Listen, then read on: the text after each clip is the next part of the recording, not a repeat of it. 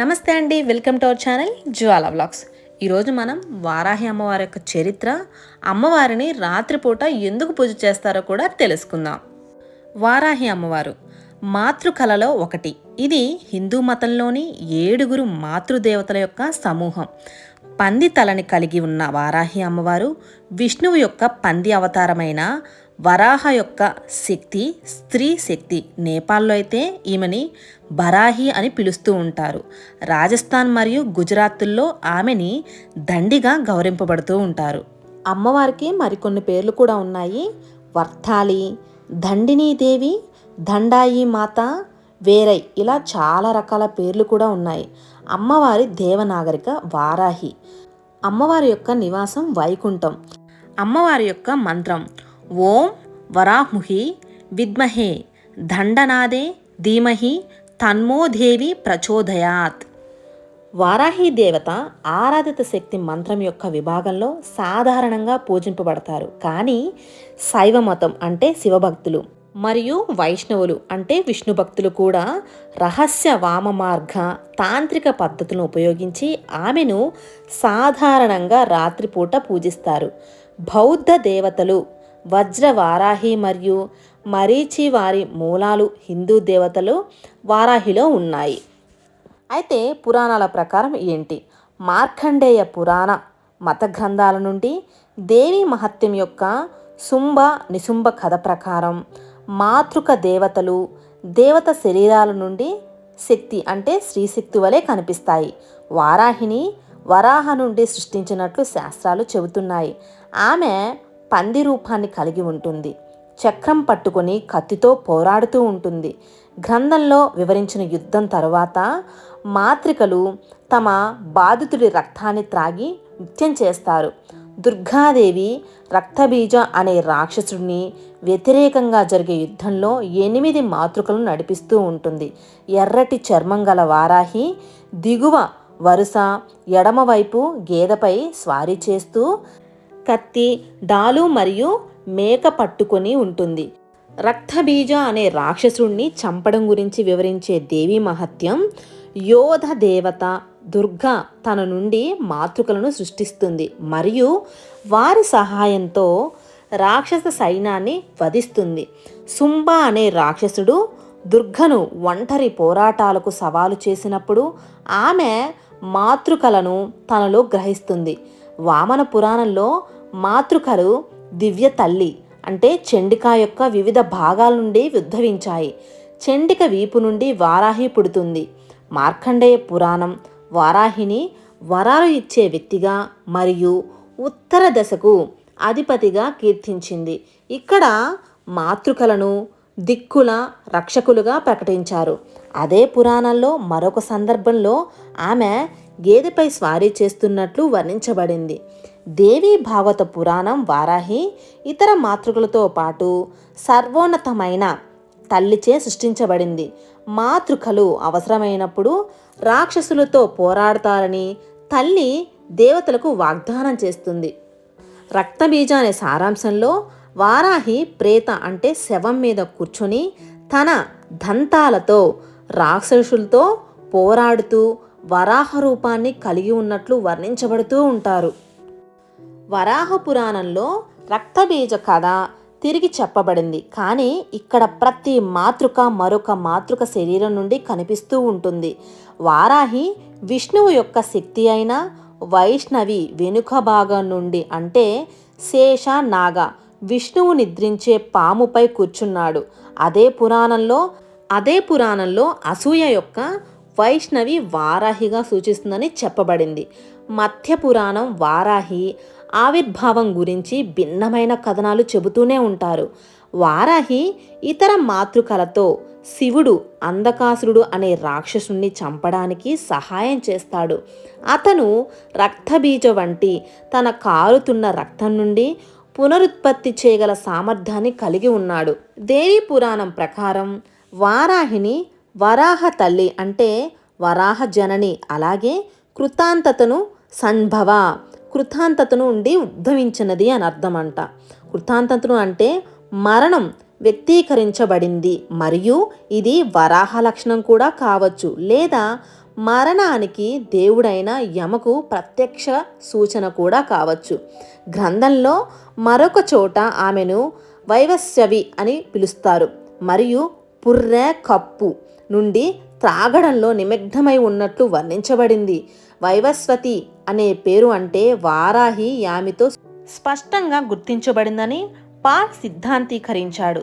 వివస్వాన్ అని కూడా పిలువబడే యమశక్తి. అంతేకాకుండా వారాహి ఒక దండను పట్టుకొని గేదెను నడుపుతుంది.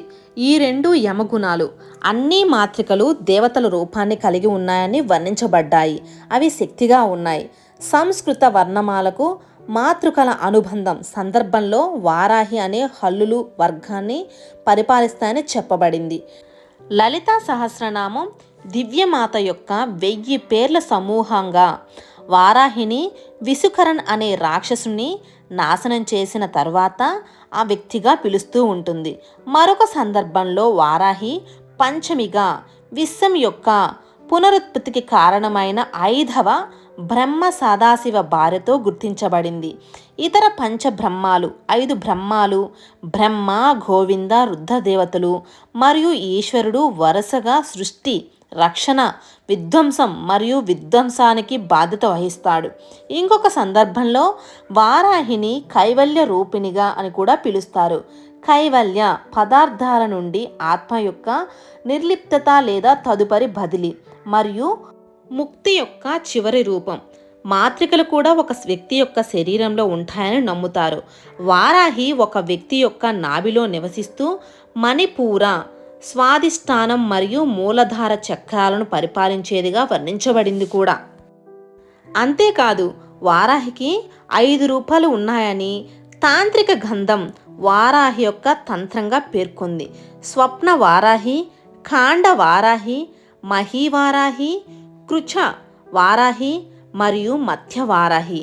మాతృకలు దేవతలు శక్తిగా ఆ దేవతలను రూపం, ఆభరణాలు మరియు పర్వతాన్ని పోలి ఉంటాయని వర్ణించబడింది.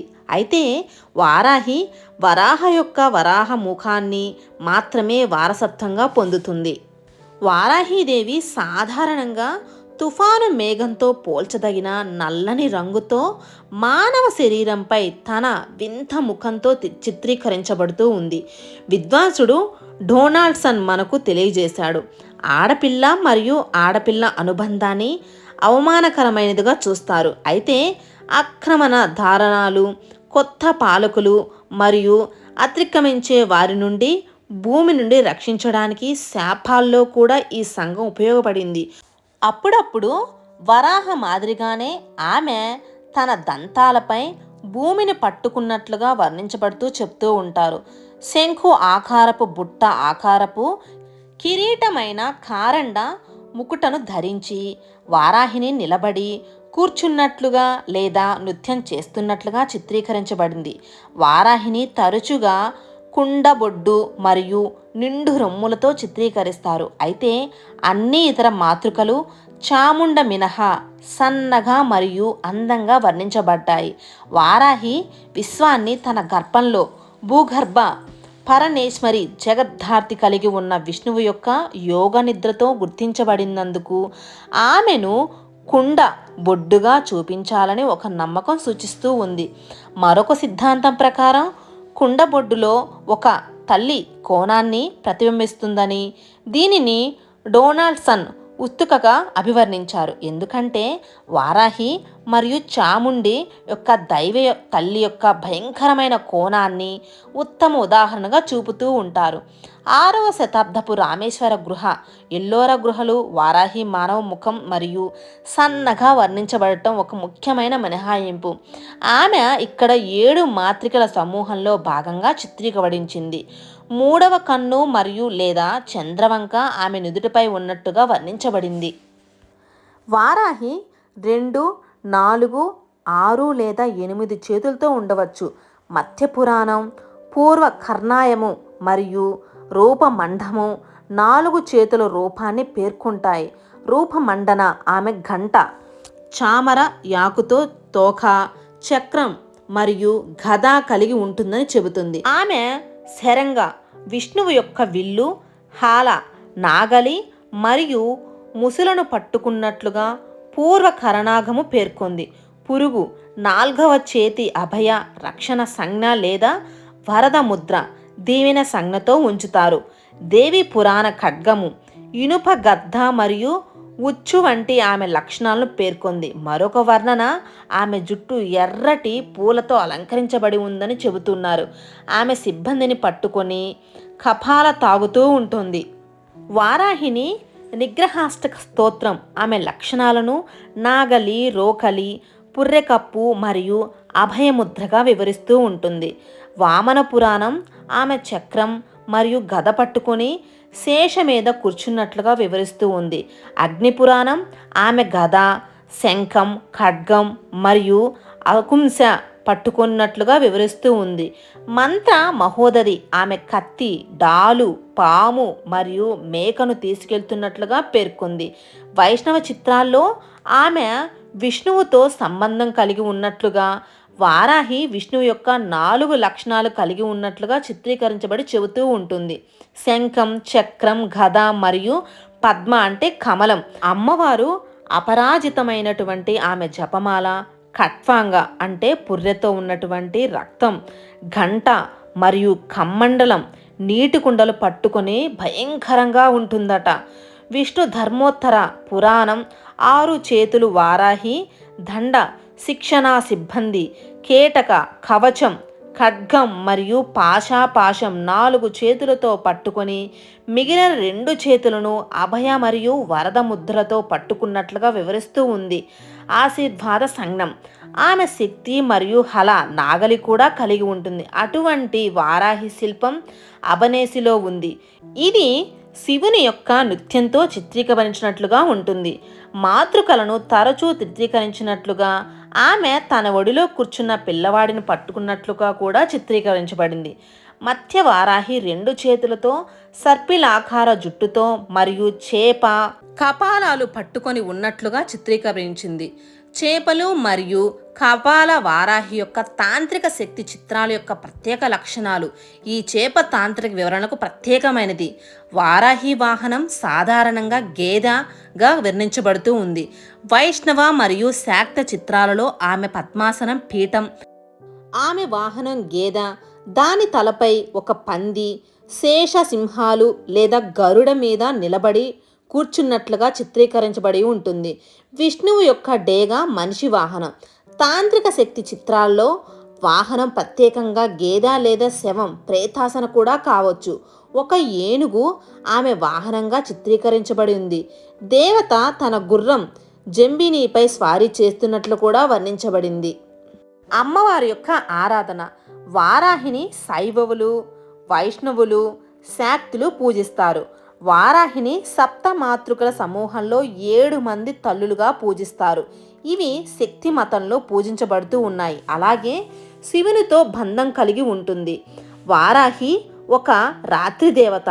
రాత్రి దేవత అనగానే మరికొన్నిసార్లు ధ్రుమ వారాహి, చీకటి వారాహి మరియు ధూమావతి, చీకటి దేవత అని కూడా పిలుస్తారు.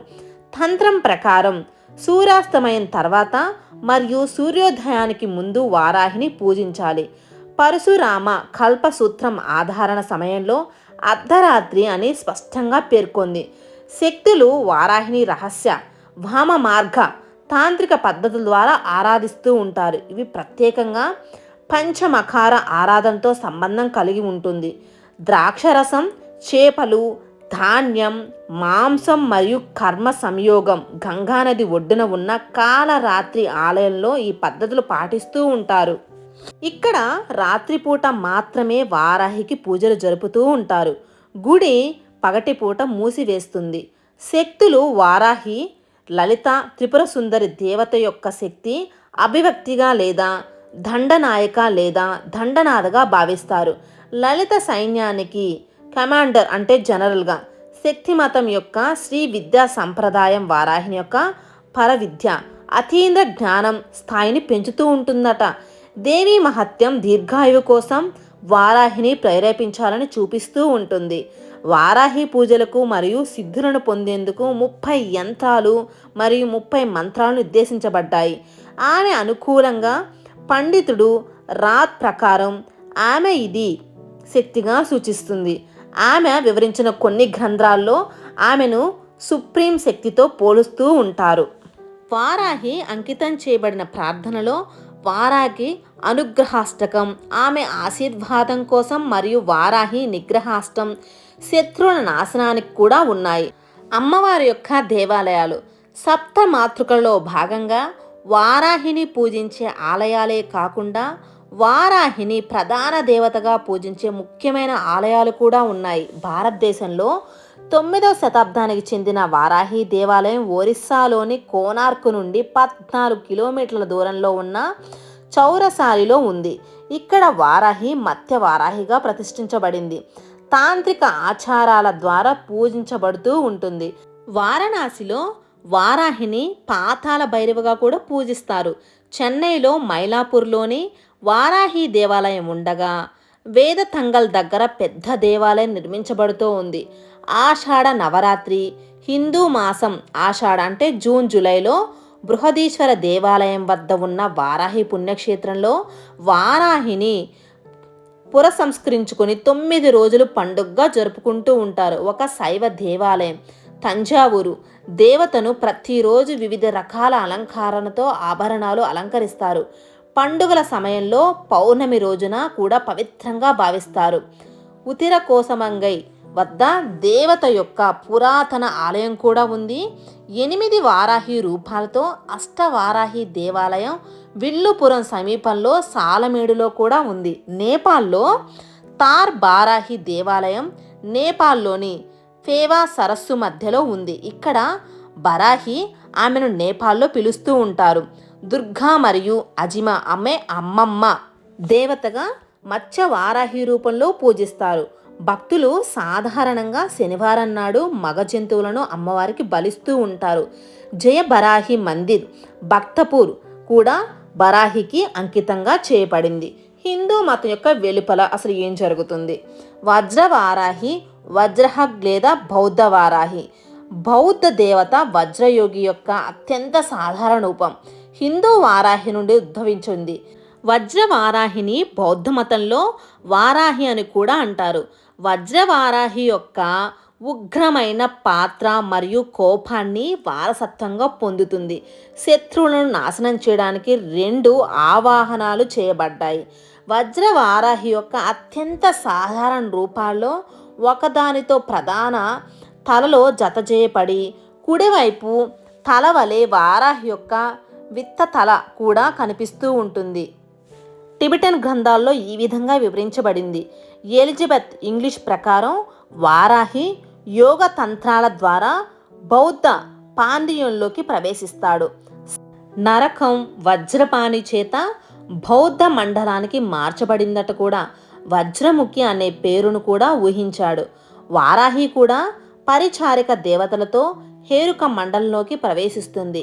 వారాహి వార్తాలి అంటే వారాహి యొక్క మరొక రూపంతో పాటు మరీచి యొక్క పంది ముఖం గల పరిచారకునిగా కనిపిస్తూ ఉంటుంది. అతను కూడా విత్తనాన్ని కలిగి ఉంటాడు. ఇది హిందూ వారాహిగా ప్రభావం కూడా కావచ్చు.